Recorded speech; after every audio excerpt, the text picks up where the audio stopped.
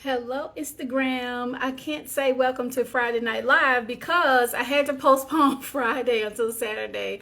But welcome to my live. I wanted to come on every week just to share some tips and tools and things that will help you in doing the inner work, but also in your self love and self appreciation journey.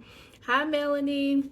And so I'm going to continue reading from or sharing from this book that I never published called Virtuously Yours, Volume 1, Anecdotes, Life Lessons, Tips, Recipes, and More from My Heart and Home to Yours by me. So with that, so I'd shared before 5 tips for full-time caregivers, and then the last week I shared lessons learned from a new parent. And so I want to just do one more lesson when it comes to family and children and really a part of my family story. And so, if you've watched the last 2 videos or those 2 videos, that my sister passed away. It's been over 11 years now. And when she passed away, I kept her kids together. And so it was just us, them and me, me and them. And so one of the things that I had to do was I had to help them deal with grief. And the only thing that I did not do that I should have done was I also should have done some of these things for myself as well. And more specifically, grief counseling. I felt like, I can, kind of coach myself through it. And although I did, I think that talking to someone would have been even more beneficial for me. But I just want to share with you some things that we did to help them get through grief, because children deal with grief. I know for I call them my grands. They're my nephew's daughters. He calls me their grandmother because, in the absence of my sister, but they lost their great grandmother over the summer, and they had a lot of questions, and I answered them as much as I could answer those questions. And this was their first time dealing with death. And I remember what it did for me, having to answer their questions raised up something for me, and that is when I dealt with death as a actually my first experience that I dealt with death that I could recall was a friend. So I was probably about 11, and this person died, and of course we asked questions and things like that, but we didn't really deal with grief and learn how to deal with grief and how to process grief. And then I went through just when you grow, people pass away, they die. My grandfather, my grandmother, and then the sudden death of my mother, the sudden death of my sister, and having to learn how to cope and move on with life beyond grief. And I always say I can imagine it being hard on me as an adult, but I couldn't imagine it being hard on them as children, losing their mother. My mother passed away when I was 29, and they were 13, 9, and 20 when my sister passed away. And so I was very adamant about making sure that I cared for them in a way that when they in a way so that they wouldn't feel, number one, that I didn't want them or I didn't love them, but also wanted to make sure that they grieved in a healthy way. I don't know if that's a thing. I think it is, and I'm saying I don't know if it's a thing because when you're in grief, it's hard to even imagine yourself beyond that. And so one of the first things that I did for them, like literally the first thing, I think maybe the week after the funeral, or maybe a couple of weeks after the funeral was, I got them in grief counseling. And it's so important that it was so important for me to get them in grief counseling because, like I said, I didn't know what to do, and I didn't know how to tell them anything or anything. I was grieving, I was mourning, and I was also trying to figure out, I just made this major life decision, so now I'm trying to figure out our lives and what is that going to look like and things like that. And so getting them in grief counseling was very important to me, and it was beneficial.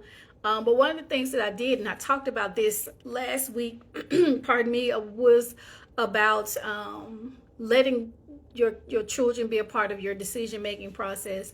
And one of the things that I did tell them was, when you no longer want to go, just let me know. I'm not going to force you to go to grief counseling, but it's just beneficial, and it's something that will help you through this process. And so they went to grief counseling for a while, and then when they had enough, they just said they had enough, and so they didn't want to go anymore. And I didn't make them, but they always had the option, even throughout the years, that if you ever need to go back, you just let me know. And for the most part, they didn't go back, except my niece, when she was in the 11th grade, she said, I need to go back to counseling. And this time it was not just about grief, although a lot of the things that she had dealt with was definitely connected to grief. I made sure that I got her in counseling in 11th grade. So from 9 years old until 11th grade, you deal with issues when people pass away. I mean, it's not easy, and it's challenging, and it's hard, and I still have days, where I feel the heaviness of losing loved ones, and I'll cry, and I'll go through the process that I need to go through, and then I, get to another space where I'm okay, and I can deal, and I can cope. But that's just how life is, and it's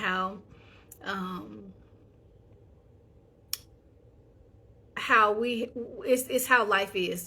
That's just it. It's just how life is. So that was the first thing that I did. The second thing that I did was I tried my best to maintain a normal life as much as possible.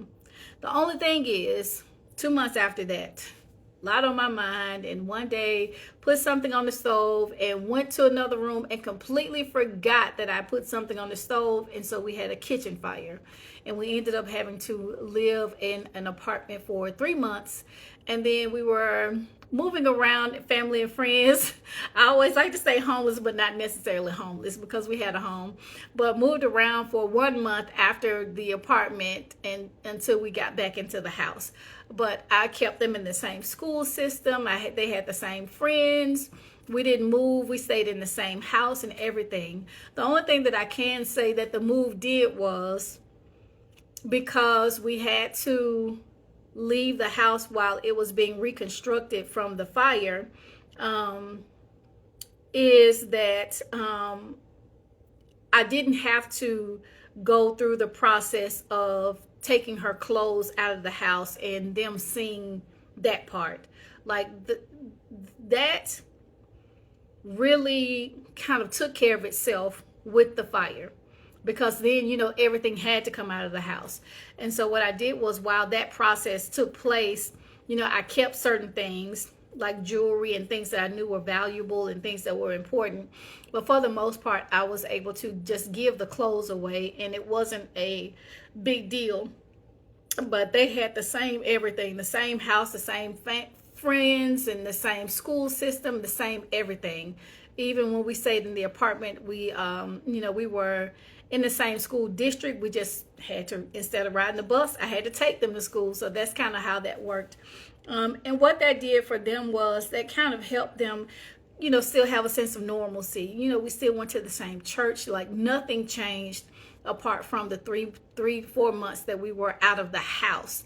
And even then, my nephew made a comment. He said, I feel like we're on vacation, because he was able to go to the pool and, stuff like that while we were at the apartment that we stayed in.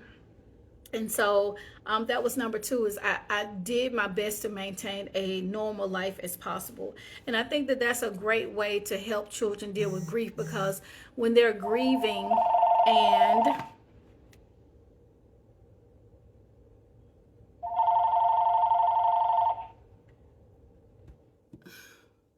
one second. Hello, please leave a message after the tone. Okay. So when they're grieving, you just want to, taking everything away from them adds more to the grief. So if you can keep as much of some normal sense of normal life with them, it's helpful. And that was one of the things that the grief counselors even mentioned too, was that was good to help maintain. Oh, I'm back. Okay. So sorry about that. The next thing is support group of family and friends. Now, I will say that, and I talked about this last week, but we had and still have the best support group of people in our lives. Family and friends, our village was and is still the most important thing to me. I'm sure it's the most important thing to them too, but it is the most important thing to me, because our tribe, our village, I can call them for anything and they will do whatever it takes to make it happen. And that's important when you are a caregiver of someone with special needs and there are things that you just need. I actually had an incident where, well, it's not an incident, a situation where our regular sitter who comes and helps us, she actually had surgery. So she was out for a few weeks. And so I needed someone to come and take my trash out. Like, literally someone to come take my trash out. And I made a phone call and someone came and took the trash out. That was just recently. So we had the best village and have the best village of people around us. And that within itself is a strong foundation to have when you are raising children who are grieving.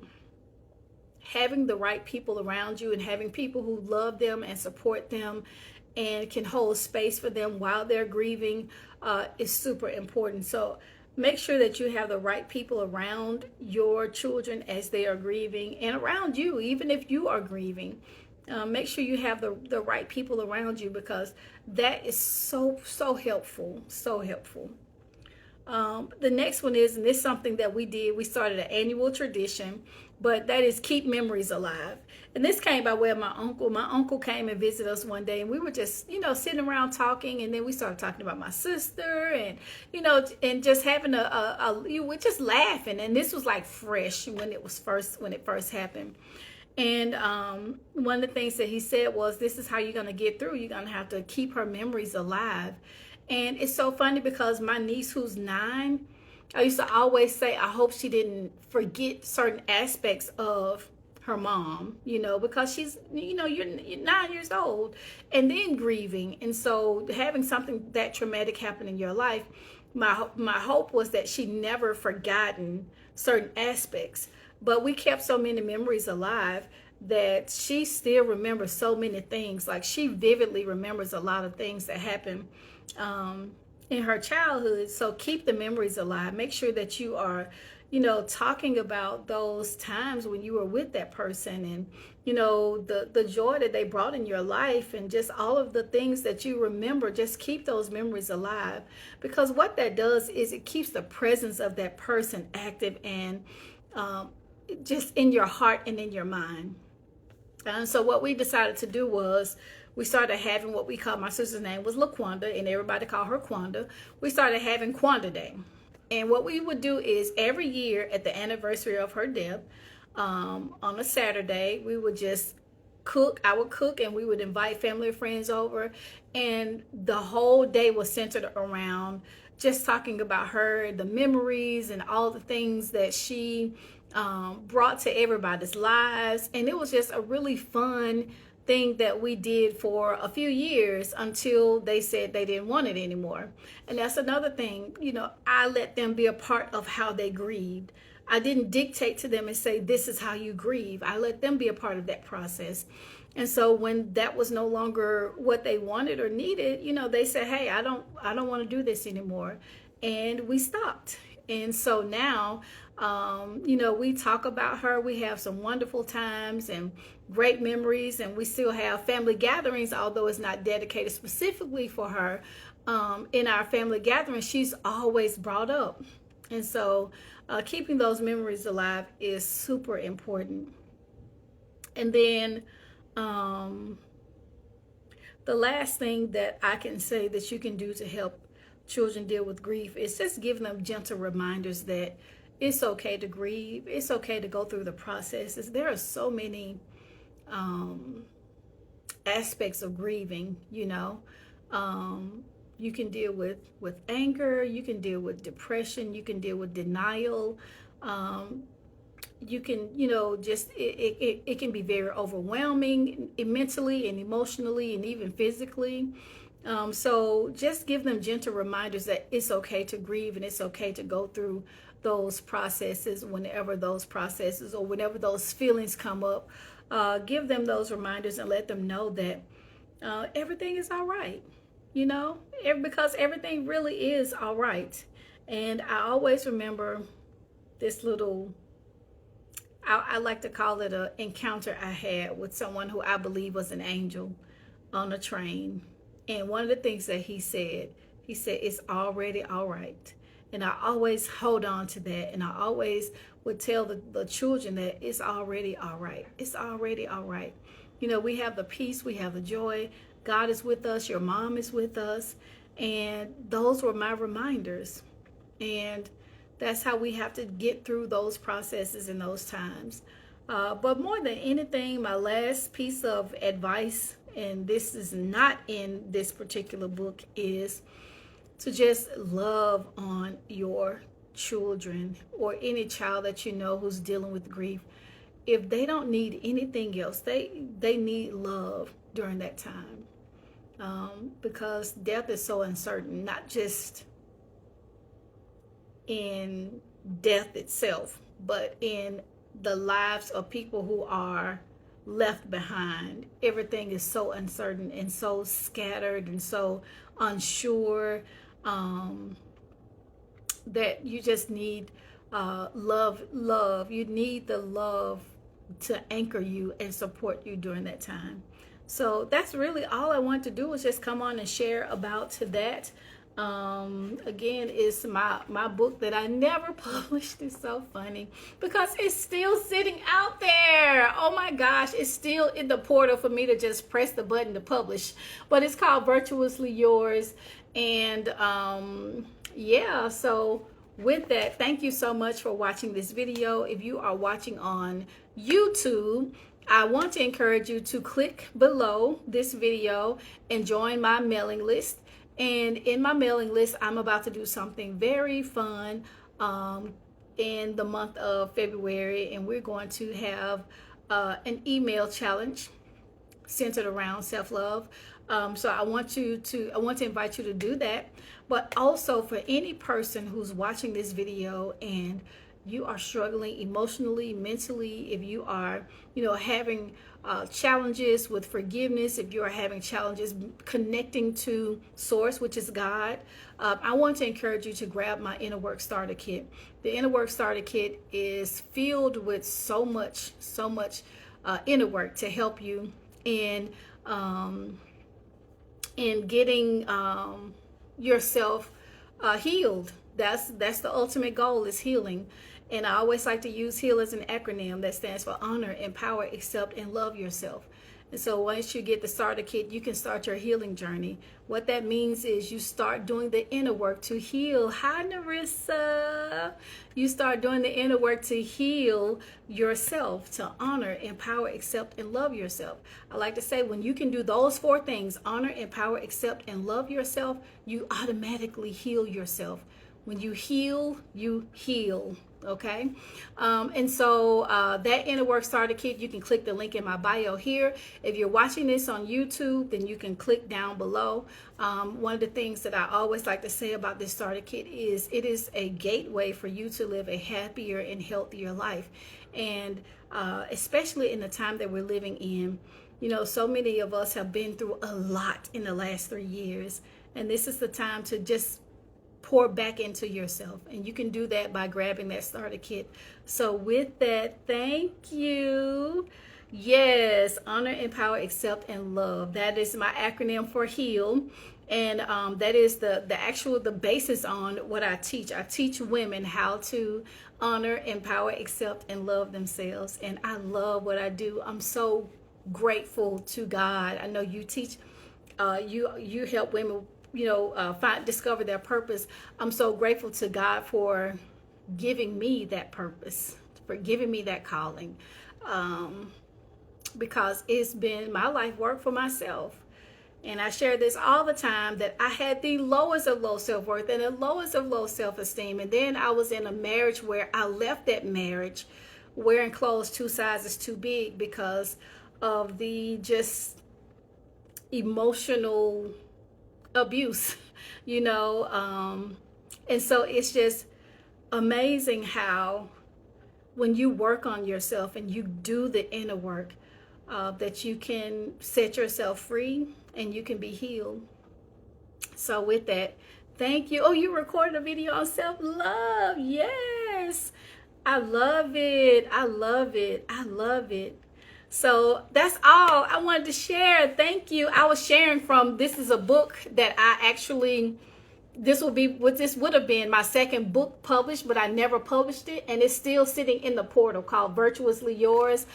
It is excerpts from my blog that I had called Virtuously Yours some years ago. And yeah, so I'm just starting to, I said I was going to start sharing excerpts from this. And so today I talked about helping children deal with grief, and shared the story of my family when my sister passed away, and I kept her children together, and how, you know, the things that God gave me to do to help them through grief. Freedom and healing is important. Absolutely. Yes. Not only is it important, it's necessary, and I want to say it's our mandate. Like, it's our mandate to be free. It's our mandate to be healed, healthy, happy, and whole. It's our mandate. Like, that's what we are here to be, is free, healed, healthy, happy, and whole. And that's one of the things that I tell people all the time whenever someone asks me, you know, can you pray for me? Or if they, you know, say that they're sick, you know, I'm like, the first thing I say is, you are healed, healthy, happy, and whole. And the reason why I say that is because I've learned that I can't effectively pray for a person to be healed if I see them as sick. So my first declaration to them, and I want them to hear and say and see that for themselves, is, you are healed, healthy, happy, and whole. And once you know that, then you have to start aligning yourself with that, whether it's mentally, whether it's physically, whether it's emotionally, or whatever. So yes, healed, healthy, happy, and whole. Absolutely. It is what God has given us, that freedom and that healing and that health and happiness and wholeness, all of it. All of it. All of it is ours by divine right. Like, it's ours. Like, no one has access to it but us. All of us. Like, you know what I mean? Like, it's not held hostage. It's not held hostage by anything or anybody. It is ours by divine right, which means God has given it to us, and God wants us to live free. He wants us to live healed and healthy and happy and whole. We just have to realize it. And by realize it, I mean make it real in ourselves for ourselves. So yay. Thank you, Narissa, for joining me. I appreciate you so much. I love watching your videos and being connected with you. So I'm so grateful to you and for you. Well, that's all I want to share. I have got to go because they'll be calling in a minute for my grocery delivery. Thank you. Thank you. So they'll be calling in a minute for my grocery delivery, and I need to finish doing a couple of things because I decided that this evening is my evening for me to chill. Apart from my 8 o'clock conference call, but this is my evening for me to chill. I hardly ever watch TV. Hardly ever sit down and watch TV. As a matter of fact, I'm not a TV person, and I had bought a TV for my bedroom for my grands when they were here, and then my niece who had special needs, her TV went out, so I gave her mine. Well, the girl's aunt sent a 65-inch TV to my house. I'm like, what in the world? It's so huge, and I'm like, I am not gonna watch this thing because it's. I just believe that TVs they emit and they suck up certain energies, and so that's why I never liked having one in my bedroom. And so we have the 65-inch right here. We're gonna get ready to put it up right here. But since it's been here, the girls, they love it, and so I said, you know what, I might as well just embrace it, only in certain, certain boundaries for myself. And so today I'm going to sit and watch something on the TV. Yeah, she's super sweet. Their aunt, she's like a sister to me, and I'm so grateful. That's another thing I didn't talk about when I talk about my village earlier, is having people in your life. One of the things that I can say I can truly appreciate about my village is when my sister, my biological sister, transitioned. God sent me some beautiful sisters in my life, and I'm so grateful. So grateful.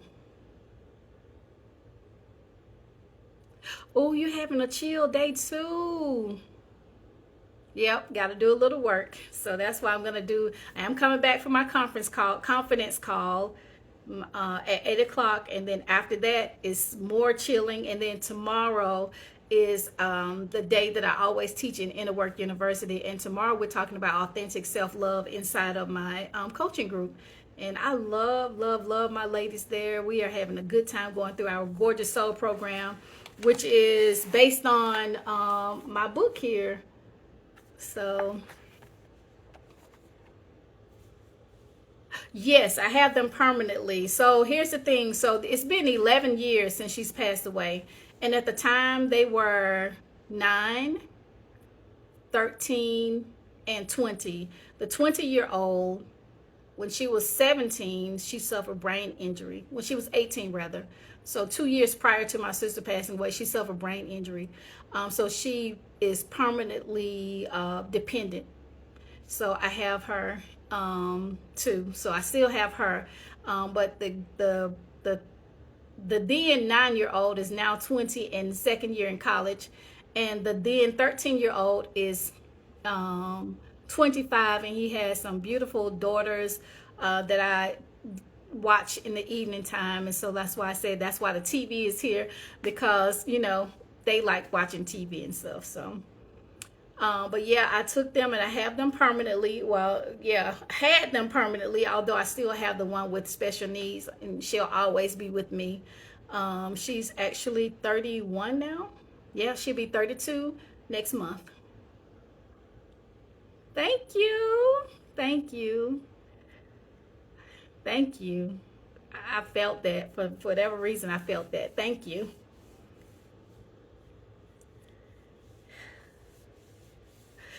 You gonna make me cry, Narissa.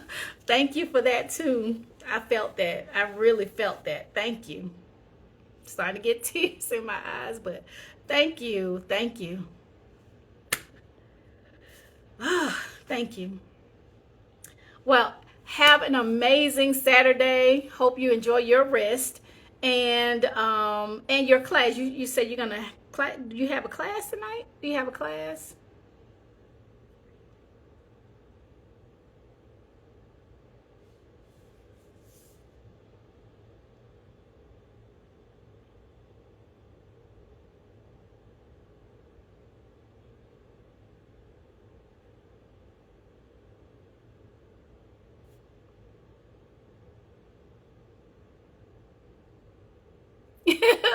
Okay, thank you. Have a great one. And the person that just came here is at Candles Bank.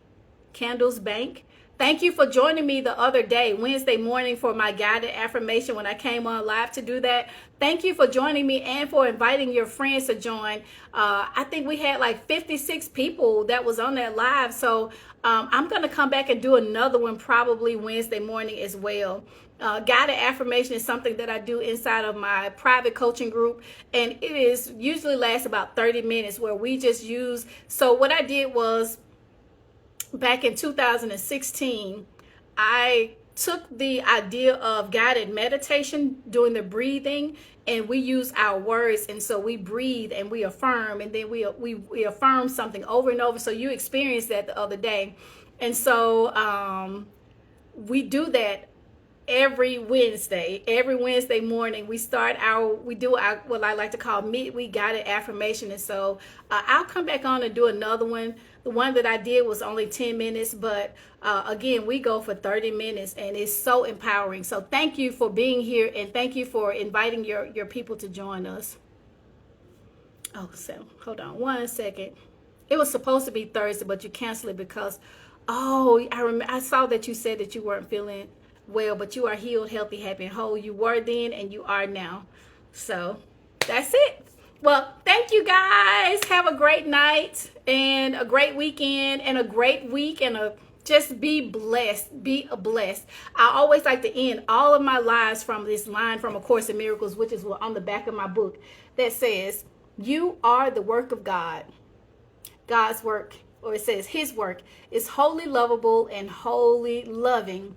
The next sentence in A Course in Miracles says, "And this is how you have to think of yourself, because this is what you are." So I just want to remind you that you truly are the work of God.